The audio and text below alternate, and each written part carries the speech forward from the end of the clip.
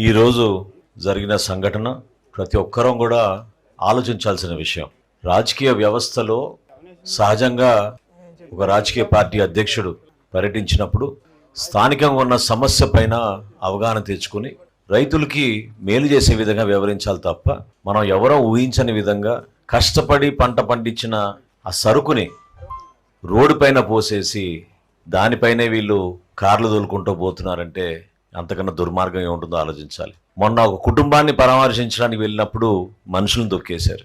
ఈరోజు రైతులను పరామర్శించడానికి వెళ్ళినప్పుడు కష్టపడి పండించిన ఆ తోటపరి మామిడికాయల్ని కావాలని ఇప్పుడే వచ్చిన సమాచారం ఏంటంటే దేవేంద్ర అనే ఒక అడ్వకేట్ పాలయం నుంచి ఈ 5 లోడ్ల ట్రాక్టర్ సరుకు అక్కడ లోడ్ చేయించి దీనికి ఒక రిహర్సల్ చేసి జగన్మోహన్ రెడ్డి గారి వాహనం వచ్చినప్పుడు నా ఇన్స్ట్రక్షన్స్ మేరకు ఇవి రోడ్డు పైన మీరు వేయాలని చెప్పి 2 ట్రాక్టర్ డ్రైవర్లు AP03 TB54332 మొయ్యుద్దీన్ అక్బర్, అదేవిధంగా AP03AA2313 ఉదయ్ కుమార్ కిలారి, వీళ్ళిద్దరు కూడా పోలీస్ కస్టడీలో ఉన్నారు.